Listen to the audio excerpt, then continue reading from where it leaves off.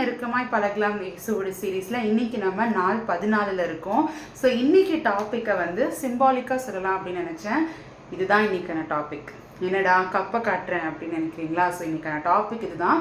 இப்போ நான் வசனம் சொன்ன உடனே உங்களுக்கு வந்து செம்மையாக கனெக்ட் ஆகும். ஏன் நான் வந்து கப்பை காட்டினேன் அப்படின்னா யோவான் 18ஆம் அதிகாரம் 11-12 வசனங்கள். ஓகேவா?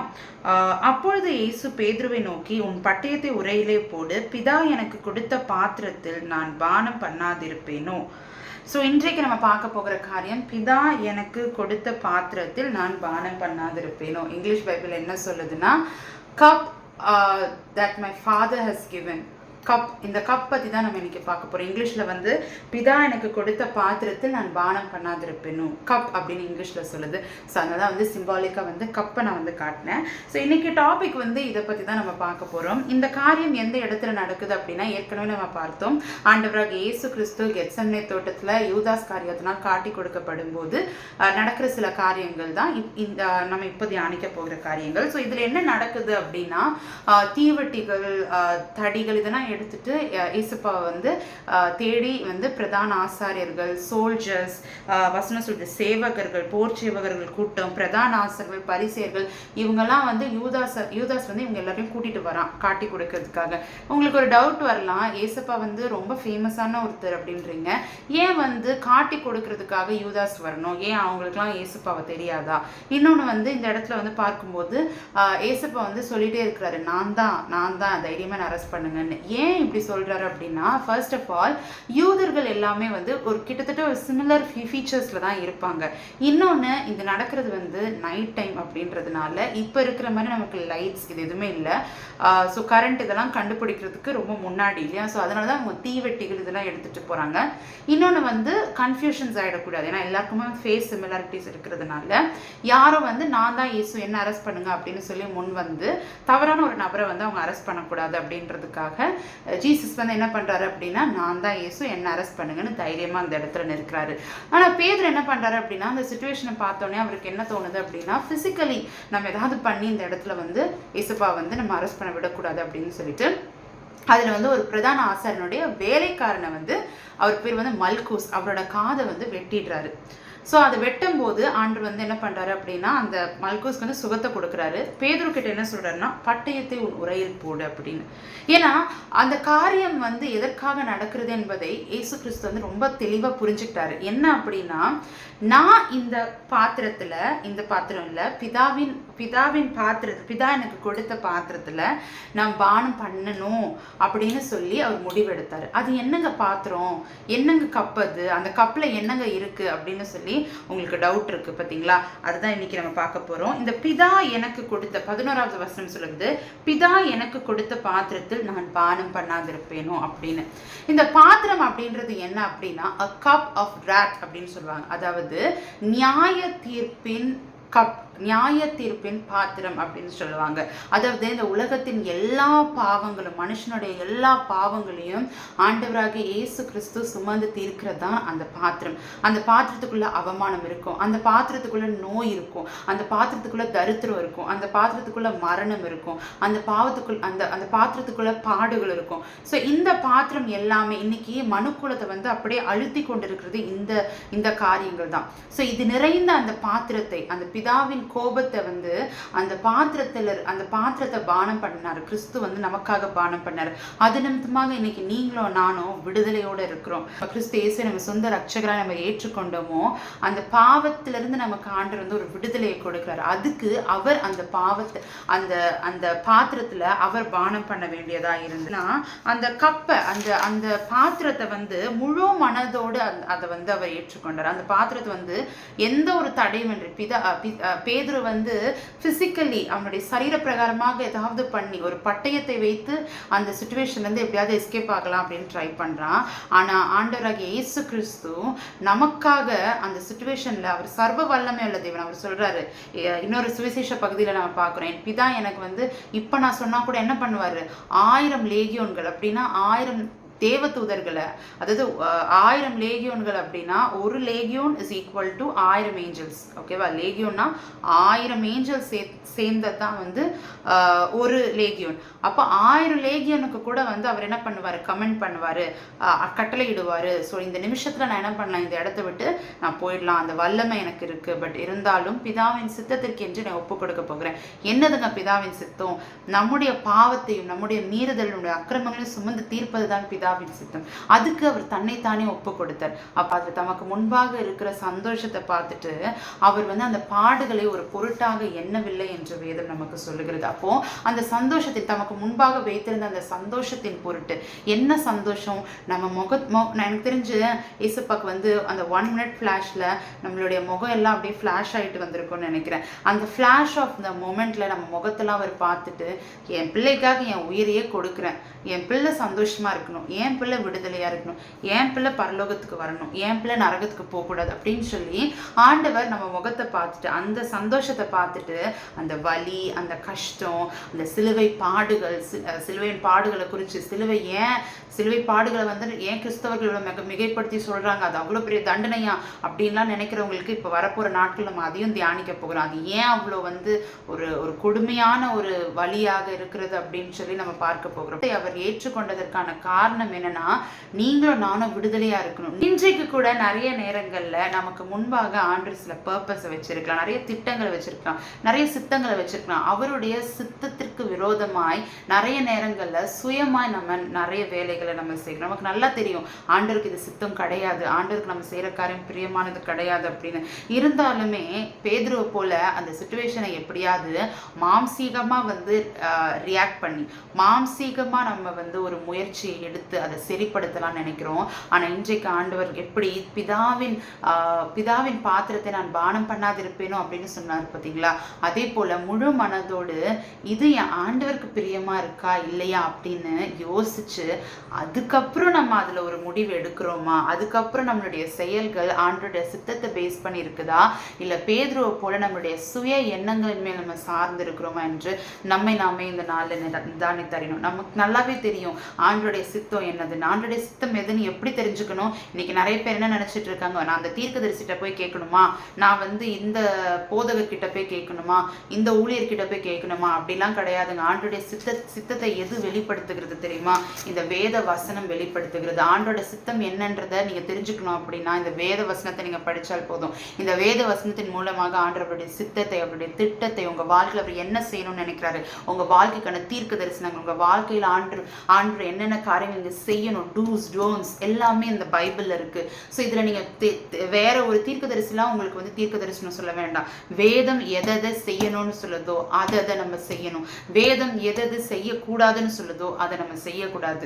இதுதான் ஆண்டவருடைய பிள்ளைகளுக்கு ஆண்டவர் சித்தத்தை வெளிப்படுத்தும் விதம். அப்போ ஆண்டவர் சித்தத்தை வெளிப்படுத்திட்டார், அப்போ அதுக்கு புறம்பான காரியங்கள் நம்ம செய்யறோம் அப்படின்னா அப்போ அது வந்து ஆண்டவருடைய சித்தத்திற்கு மீறி நம்ம செய்கிறதா இருக்கும். அப்போ இவன் சித்தத்திற்கு என்று அவர் தன்னுடைய பெயின், அந்த வலி, வேதனை, அந்த கஷ்டங்கள், அந்த பாடுகள் எல்லாவற்றையும் அவர் வந்து சகித்து கொண்டார்.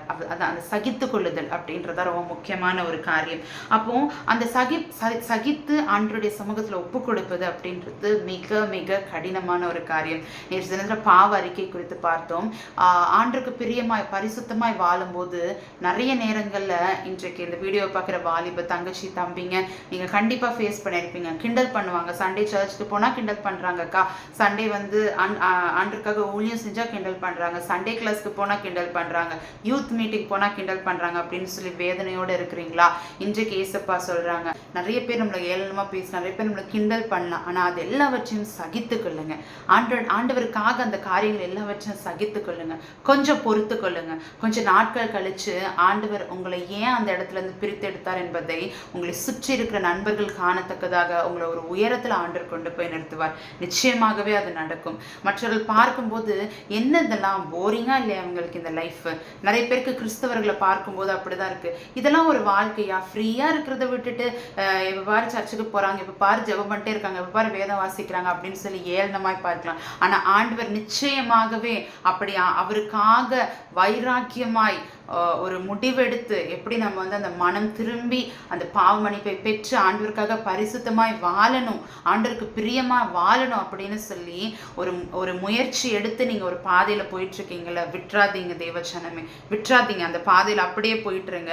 நிச்சயமாகவே ஆண்டவர் உங்களுக்கும் அவங்களுக்கும் ஒரு வித்தியாசத்தை ஏற்படுத்துவார். உங்களை ஏளனமாய் பார்த்த ஜனங்களுக்கு மத்தியில் உங்கள் தலையை ஆண்டவர் உயர்த்துவார். எஸ், அது நிச்சயமாக நடக்கும். ஆண்டவருடைய சமூகத்தில் நம்ம ஏறெடுக்கிற ஜெபங்களும் ஆண்டவருக்காக நம்ம விட்டு கொடுக்குற காரியங்கள், ஆண்டவருக்காக நீங்கள் சின்னதாக விட்டு கொடுத்தாலும் ஆண்டவர் அதுக்கு வந்து அவர் கொடுக்கும்போது வந்து டபுள் ட்ரிபிள் அப்படி தான் கொடுப்பாரு. நம்ம சின்னதாக தான் விட்டு கொடுத்துருப்போம், நம்ம ஒரு ½ தான் நம்ம ஸ்பெண்ட் பண்ணியிருப்போம், ஒரு 1 hour தான் ஸ்பெண்ட் பண்ணியிருப்போம். ஆனால் அதுக்கு ஆண்டவர் கொடுக்குறதுலாம் பார்த்தீங்கன்னா அதெல்லாம் ஆண்டவர் வந்து கணக்கு இல்லாமல் கொடுப்பாரு.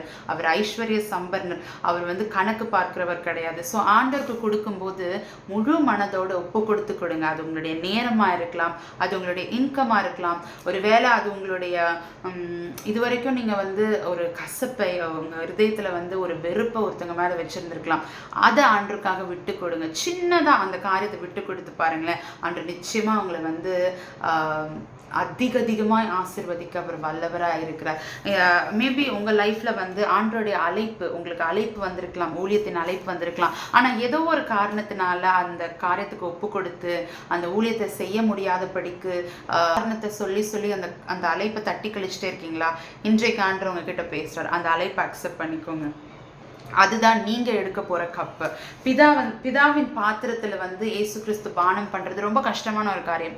அதுல மரணம் இருந்தது, அவமானம் இருந்தது, பாடுகள் இருந்தது. But still he chose to drink that cup.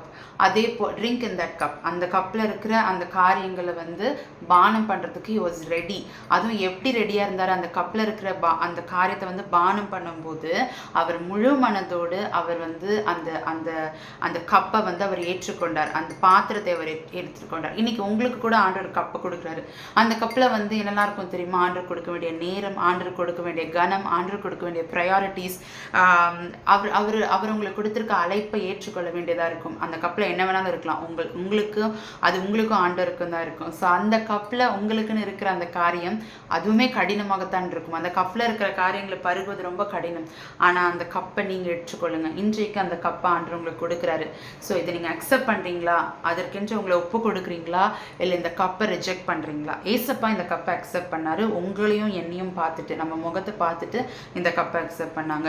இன்னைக்கு நமக்காக ஜீவனையே கொடுத்து, நமக்காக தன்னையே பலியாக கொடுத்து, நமக்காக நன்மையை மாத்திரம் இன்றைக்கும் செய்து கொண்டிருக்கிற நம்ம ஏசப்பாக்காக இந்த கப்பில் இருக்கிறது, அது உங்கள் கப்பில் என்ன இருக்குன்னு எனக்கு தெரியாது, ஒரு கொஞ்சம் நேரத்தை ஆண்டவருக்கு என்று கொடுக்கறதா இருக்கலாம்.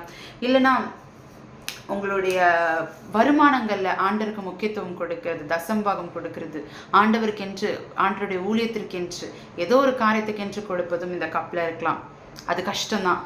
ஆனால் இன்றைக்கு ஆண்டவருக்காக இந்த காரியத்தை ஏற்று நீங்கள் சரண்டர் பண்ணி ஒப்பு கொடுத்து இந்த பாத்திரத்தில் நீங்கள் பானம் பண்ணும்போது, இந்த பாத்திரம் இல்லை, உங்களுக்கென்று ஆண்டவர் கொடுக்குற அந்த பாத்திரத்தில் நீங்கள் பானம் பண்ணும்போது நிச்சயமாகவே ஆண்டவர் உங்கள் வாழ்க்கையில் ஒரு பெரிய ஆசீர்வாதத்தையும் ஒரு பெரிய மகிமையும் உங்களையும் உங்கள் குடும்பத்தையும் சாட்சியாக மாற்ற அவர் வல்லவராக இருக்கிறார். அதுக்கான பாத்திரத்தை கண்டுபிடிங்க, அந்த பாத்திரத்தில் பானம் பண்ணுங்க. நிச்சயமாகவே தேவனுடைய மகிமை, தேவன் அந்த காரியத்தில் மகிமைப்படுவார்.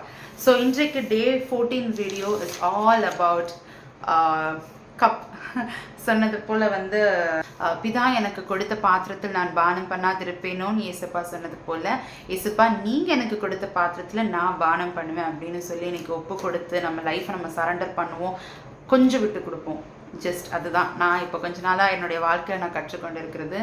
இட்ஸ் ஓகே, கொஞ்சமாக நான் விட்டு கொடுக்குறேன், கொஞ்சம் ஏசப்பாக்காக விட்டு கொடுக்குறேன், கொஞ்சம் விட்டு கொடுங்க. ஆண்டவர் நிச்சயமாகவே நீங்கள் whatever you sacrifice for God, அதுதான் வாலிப பிள்ளைங்களுக்கு அகெயின் நான் சொல்கிறேன், வாலிப பிள்ளைங்க எல்லாருக்குமே sacrifice very very little for God, that's totally worth it. அது நீங்கள் ஆண்டருக்காக விட்டு கொடுக்குற கொஞ்சம் கூட வந்து வேஸ்ட் ஆகாது. இதுதான் நான் சொல்கிறேன். What ever you sacrifice for him, how much ever time you spend in his presence, how much ever money you give to God, nothing will go waste. 1 ரூபீக்கு கூட ஆண்டவர் வந்து என்ன வச்சிருப்பார் தெரியுமா? அவர் வந்து 1 crore அவர் கணக்கே வந்து அவர் ஐஸ்வர்ய சம்பர்னருங்க. அதான் ஒரு கலசம் தண்ணீர் கொடுத்தாலும் அதுக்கான பலனை நீங்கள் அடையாமற் போவதில்லை அப்படின்னு வசனம் சொல்லுது. That's so true. ஆண்டவருக்காக நீங்கள் ஒரு கலசம் தண்ணீர் அப்படின்னா just a glass of water. If you give a glass of water, அதுக்கான பலன் வந்து உங்களுக்கு கிடைக்காம போகாது அப்படின்னு சொல்கிறாரு. ஜஸ்ட் இட்ஸ் 1 கிளாஸ் ஆஃப் வாட்டர்னா அதுக்கே அப்படின்னா அந்த தண்ணியை நீங்கள் வந்து ஒரு டேஸ்டியான டீயாக கொடுக்கலாம். அந்த தண்ணியை வந்து ஒரு சூப்பாக நீங்கள் கன்வெர்ட் பண்ணலாம், எப்படி வேணாலும் கன்வெர்ட் பண்ணலாம், ஒரு டேஸ்டி ஜூஸாக கன்வெர்ட் பண்ணலாம், எப்படி வேணாலும் கன்வெர்ட் பண்ணலாம். So give the best to God. நீங்கள் தண்ணி கொடுத்தா அதுக்கான பலன், நீங்கள் ஜூஸ் கொடுத்தா அதுக்கான பலன், நீங்கள் சூப் கொடுத்தா அதுக்கான பலன். ஸோ ஆண்டவருடைய சமூகத்தில் நீங்கள் விதைக்கிற எல்லாத்துக்குமே, அது தேவ வார்த்தையாக இருக்கலாம், உங்கள் பணமாக இருக்கலாம், பொருளாதாரமாக இருக்கலாம், வாட் எவர் இட் இஸ், அதுக்கான பலனை நீங்கள் அடையாமல் போவதில்லை. இது 100% உண்மை. இதுக்கு நான் வந்து சாட்சியாக இருக்கிறேன். ஸோ உங்களையும் ஆண்டர் அப்படிப்பட்ட ஒரு சாட்சியாக மாற்றணும் அப்படின்னா கொஞ்சமாக ஆண்டருக்காக விட்டுக்கொடு. வீடியோ டே 15 வீடியோவில் உங்களை சந்திக்கிறேன். ஸோ இந்த வீடியோ உங்களுக்கு பயனுள்ளதாக இருந்தது அப்படின்னா மறக்காமல் உங்கள் ஃப்ரெண்ட்ஸ் ஃபேமிலி மெம்பர்ஸோட ஷேர் பண்ணுங்கள். நம்ம சேனலை மறக்காமல் சப்ஸ்கிரைப் பண்ணிக்கோங்க. அண்ட் தொடர்ந்து நம்மளுடைய ஊழியங்களுக்காக, இந்த ஊழியங்கள் தடையில்லாமல் நடைபெற வேண்டும் என்பதற்காகவும் எனக்காகவும் வந்து தொடர்ந்து தெரிவித்துக் கொள்ளுங்கள். ஸோ நாளைக்கு டே 15 வீடியோவில் உங்களை சந்திக்கிறேன். Until then, bye and God bless you all.